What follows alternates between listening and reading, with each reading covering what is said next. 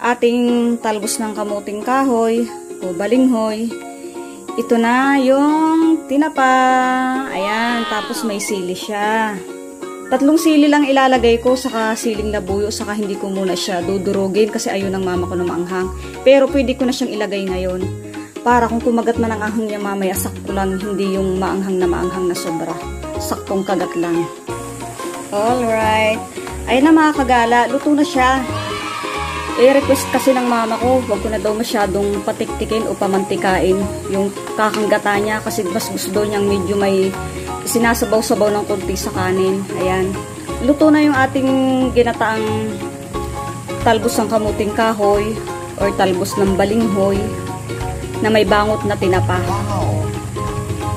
Dito, kitang-kita mo siya na kumukulo, pero pag ganyan mo sa ilalim niya, ay yung gata niya, wala naman siyang gata na. Kaya ibig sabihin, kunti na lang ang sabaw niya pag siya ginagano sa gitna. Tama na to mga kagala, okay na to. Kasi ang gusto nga ng mama ko yung may naisabaw ng kunti sa kanin niya. Ay, yung sili niya. Ito pa yung isa. Hindi ko na dinurog kasi para maging sakto lang ang anghang niya. Yan mga kagala, tapos na siya, luto na siya.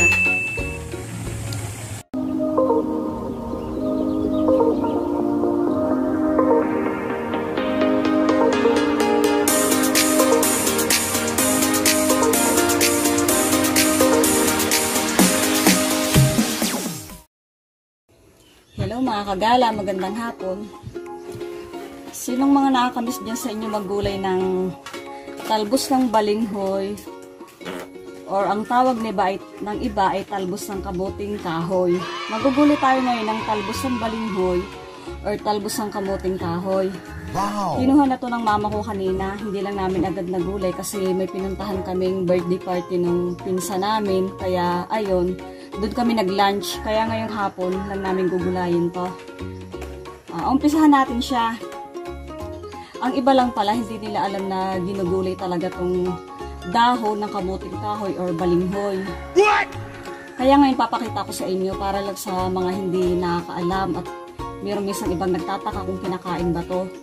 Opo, masarap na gulay ito. Saka para sa akin, masarap, pinaka-special dito sa Bicol na gulay talaga, laing.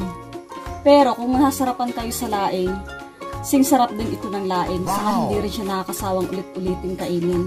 Pag ginugulay ito mga kagala, pwede namang puro lang, pero ang iba, at tulad namin kapag na kami nagugulay nito, nilalagyan namin siya ng tinapa.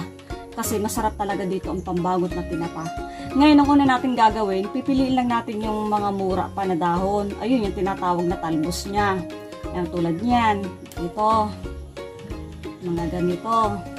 Saka itong maliliit na to. Basta yung sa tingin nyo yung malambot naman na hindi pa ganun matigas. Lahat pwede yung kasama. Dahil ang mga pili na to ng mama ko at halos lahat talbos na lahat. Halos ang nakuha niyang dahon. Kaya ito, tatanggalin na lang natin siya isa-isa sa kanyang mga paklang or sanga. Ang gagawin natin mga kagala, pagkatanggal mo nito isa-isa dito sa kanyang paklang or itong sanga na to, ang susunod natin gagawin ay hihiwain lang to ng maliliit. Pero itong ulo na tong tinatawag na ulo, medyo matigas to, hindi na to kasama. Mamaya ko na sa inyo papakita. Ngayon ang gagawin muna natin, kasi medyo napakarami nito. Iisa-isahin muna natin tanggalin lahat. Simulan na natin. Madali lang naman mga kagala ang magulay nito. Kaya lang minsan, para sa akin, kaya minsan natatamad akong gumawa nito pag ako lang. Kasi medyo nakakapagod magpudpud ng niyog. Kasi pag nagugulay ka ng ganito, hindi lang po pwedeng tipid yung pagagata mo ng niyog. Ayan mama ko. Busy-busy siya lagi. Nagtanim din siya ng mga ganito, kamuting kahoy. Tapos araw-araw, busy mag-alam ng kanyang hayop. Kaya ayan, kakawilan niya ng bahay. Papahipahinga lang niya. Tapos pagkatapos, mamimili ka siya ngayon sa palengke. Kasi para sa ititinda namin ulit bukas na puto at kutsinta. Kaya ayan, kapag ganong araw, natutulog siya, natutulog din kami. Tapos, sa gabi, mga 11 or 12:30, nag-uumpisa na kami magluto ng kutsinta. Kasi ang kutsinta naman mga kagala, okay lang na mas mauna siyang lutuin kaysa puto. mas matagal siyang masira. Saka pag niluto agad ng ang kutsinta, kapag yung nalamigin siya ng umagang lamig parang sa biko, masarap siya. Wow. Kaya mga 12:30 pa lang niluluto na siya ng mama ko. Tapos ang puto, niluluto niya mga 2:30 na ng umaga or 3:30, depende sa dami na may order sa amin. Kaya ayan. Ayan. Naichika ko lang sa inyo habang nagtatanggal ako ng mga dahon na to sa sanga, ng mga talbos ng kamuting kahoy sa sanga. Tayo, kumusta na dyan? Kami okay naman dito sa Bicol. Medyo makulimlim lang ngayon ang panahon, pero mas okay na yun kaya sobrang init. Shoutout nga po pala kay Ate Lucky at kay Ate Liit de Gras. Kapatid po siya ni Kakang Idang na di maano ang apelyido ngayon. Hello po sa inyo. Salamat po sa panonood ng aking channel, YouTube channel. Maraming salamat po. Ayan po yung mama ko, si Liti na Browell.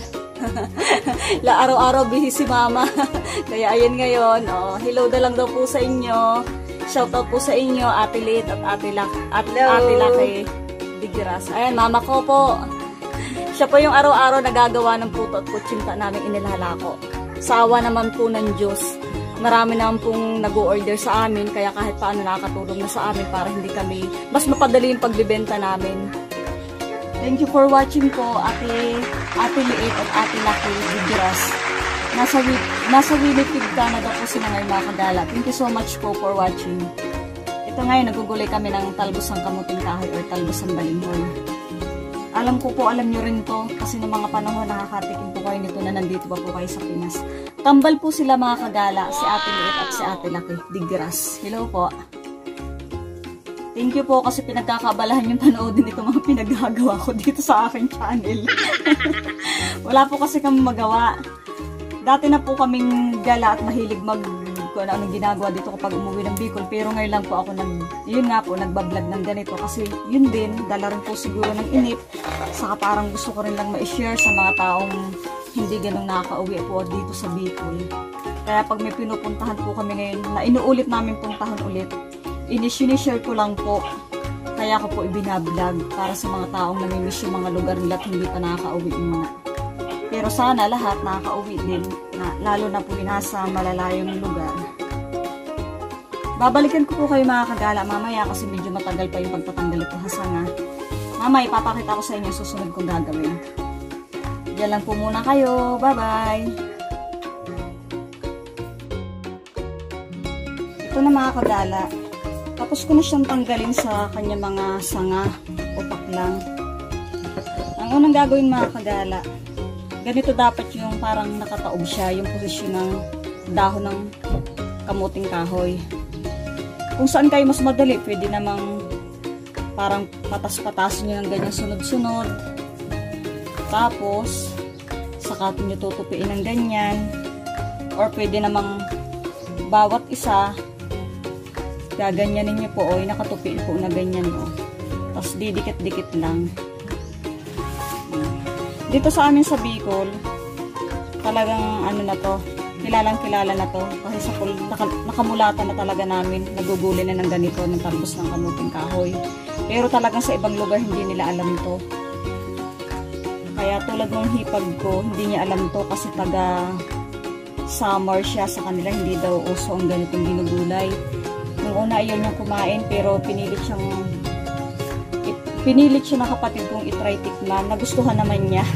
Masarap daw pala. Kaya ayun, ngayon nagiging kapag may ganitong gulay, talagang kumakain na rin siya. Ang paguguli ng ganito mga kagala, kung hindi ka matyaga, medyo matagal lang, saka medyo maiinip ka. Kasi sa paghahanda pa lang ng ganito, medyo matagal. Kaya kailangan isa-isahin mo talaga siya. Nakapaggawa na ako ng isang tipin o isang bigkis na tinatawag. Tapos ang gagawin po dito, ito para sa mga hindi lang alam po na ginugulay talaga to. Kasi baka meron dyan iba mag-negative comment pa.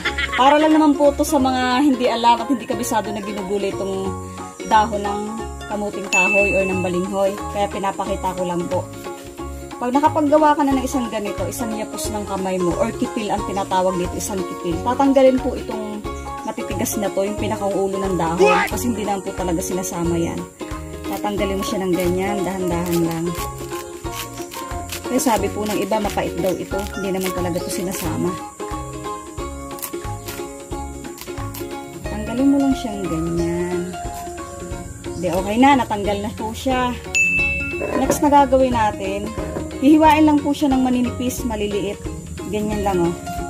Kaya sabi ko po sa inyo, medyo matagal ang paggagawa din ito kapag hindi po kayo willing talaga na magulay nito, lalo't kayo lang mag-isa ang gagawa. Para medyo nakakainip. Kasi bago mo pa ito mahati-hati ng ganyan ng maninipis, maubos lahat. Saka yun nga, yung pagpukudkod ng niyog, naiinip ako. Pero, ayun naman po mga kagali, is sulit naman. Napakasulit naman ang gagawin yung paggugulay nito. Yan, dahan-dahan lang, kasi dapat kunting ingat lang. Mahirap naman yung nagmamadali, kaya kung magugulay ka nito, maglaan ka talaga ng oras para dito. Medyo maraming oras. Kasi kapag nagmamadali ka, napakahirap naman, tapos medyo delikado rin yung paghihiwa nga nito. Masarap kainin, matagal lang gawin. Pero okay lang yun. Sabi nga sadyang tiyaga bago ginhawa. Ayan mga kadala.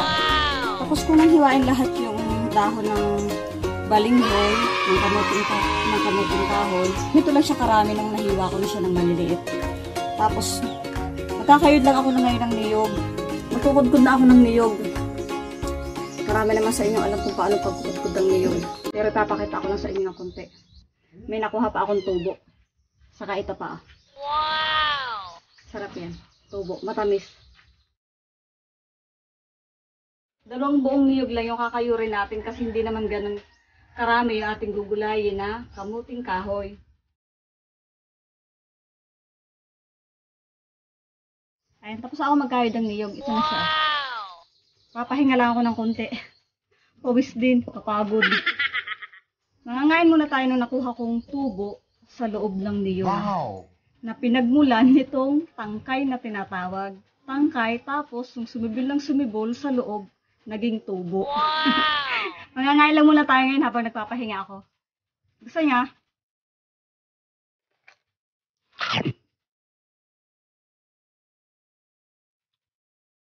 Matamis mga kagala.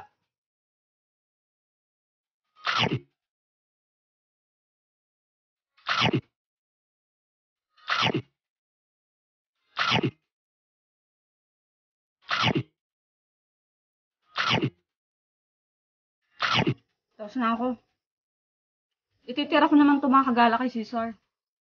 Kasi, ganito kami dito kung anong pagkain namin, binibigay din namin kay Cesar.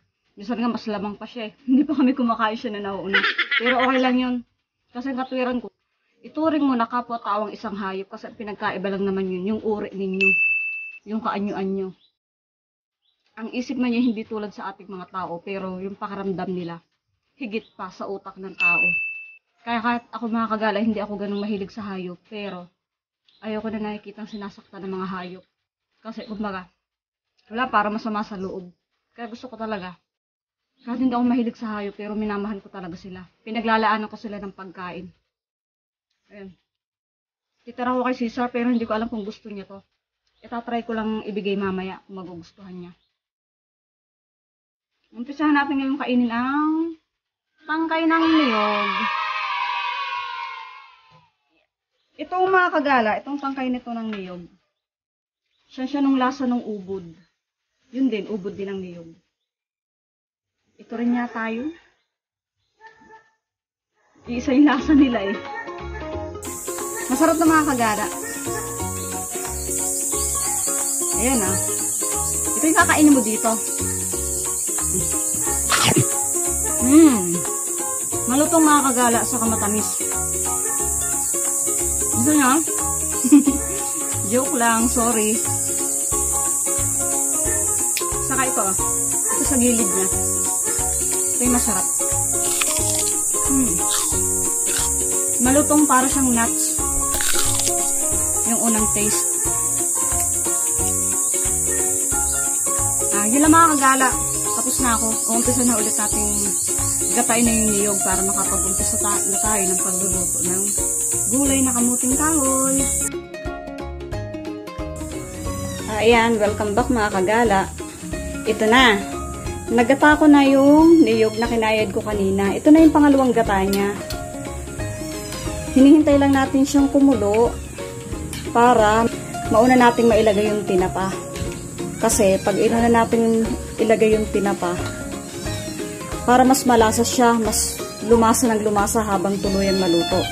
Ang lagay lang naman itong ricado, yung sadyang ricado na pang araw-araw.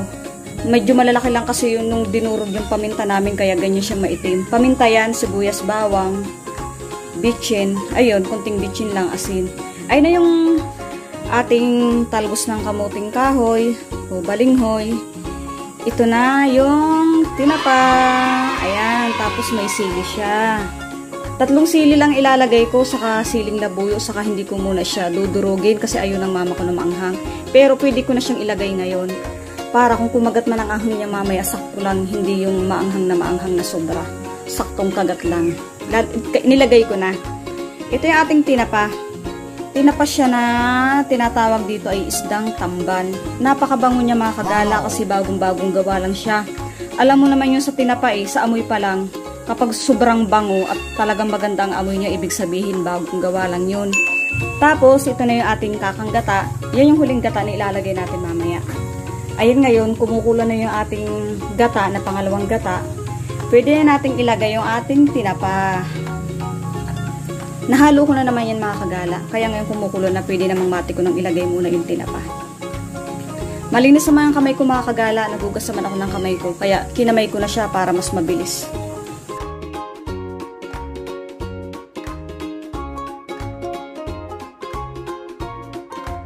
Tapos mga kagala, pwedeng pagkalagay mo naman ng tinapa rin. Isunod mo nang ilagay yung dahon ng kamuting kahoy kasi ganun din naman yun. Wala namang pagkakaiba yung kahit pagsabayin mo. Ilalagay ko na rin siya. Tapos kapag nilagay mong ganyan, wag mo muna siyang hahaluin. Hayaan mo na lang na unti-unti at kusang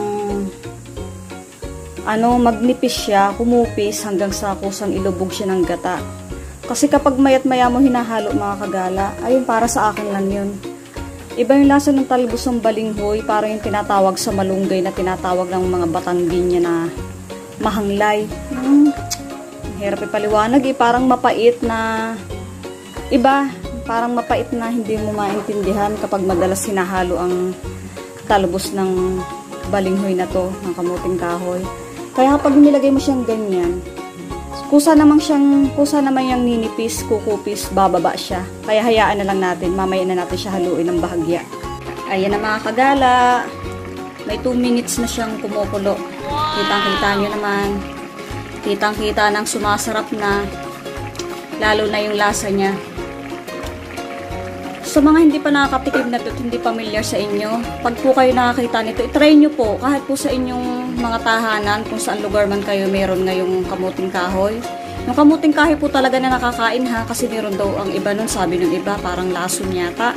Pero basta po yung totoo na hindi nakakalason. Yung laman niya na kinakain ninyo na okay naman siya. Itry nyo pong gulayin, masarap. Shout out po sa lahat ng mga taga-Samar. Kasi naipinto lang po sa akin ng hipag ko, taga-Samar po siya. Hindi daw familiar ito sa inyo na kinakain itong ganitong dahon ng kamuting kahoy. Shoutout po sa inyo. I-try nyo din po. Masarap po, promise. Basta gawin nyo lang po proseso yung tulad ng paggagata na ginawa ko dito, yung paggugulay.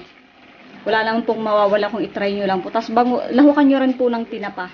Ito, may sili nga akong inilagay. Hindi ko lang po dinurog kasi ayaw ng mama ko na manghang. Ayan na mga kagala. Nagbabalik na ako ulit kasi hinintay ko lang na maiga kanina at maubos yung sabaw niya, yung pangalawang sabaw ng niyog na ginata. Ngayon, dahil ayun na siya, halos iga na siya. Ayan na.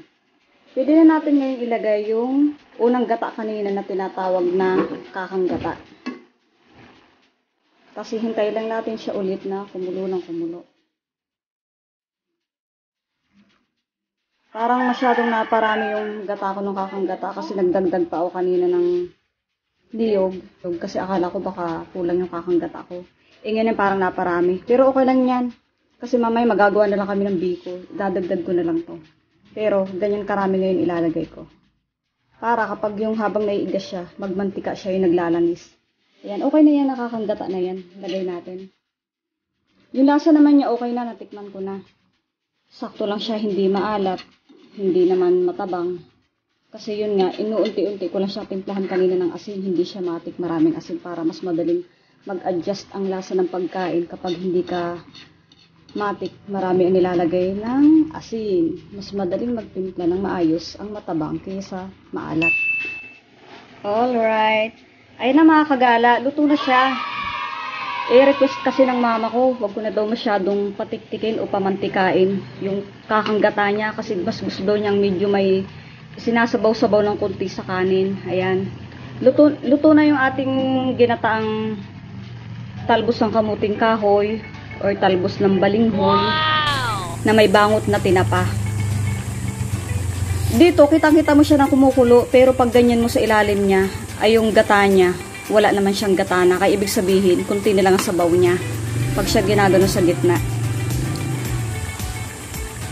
Tama na to mga kagala, okay na to. Kasi ang gusto nga ng mama ko yung may naisabaw ng kunti sa kanin niya. Ay, yung sili niya. Ito pa yung isa. Hindi ko na dinurog kasi para mag-sakto lang ang anghang niya. Yan mga kagala, tapos na siya, luto na siya. Lang labas ang bahay namin mga kagala. Ang presko ng paligid namin, thank you Lord. Simple lang naman yung aming tahanan, ganyan lang yung paligid. Ayun ang mga bulaklak ni mama. Medyo nasira na yung iba. Kasi may namamasyal dito nangangain ng halaman. Mga kagala, dito na nagtatapos ang aking vlog na luto-lutuan for today. Ayun, na ginataang talbos ng kamuting kahoy na may bangot ng tinapa. So, thank you for watching mga kagala. Kahit na napakasimple lang ng vlog ko. Vlog-vlogan, minsan utos vlog. Pero, ayan, nanonood pa rin kayo. Maraming salamat mga kagala. Ingat kayo lagi mga kagala. Thank you for watching.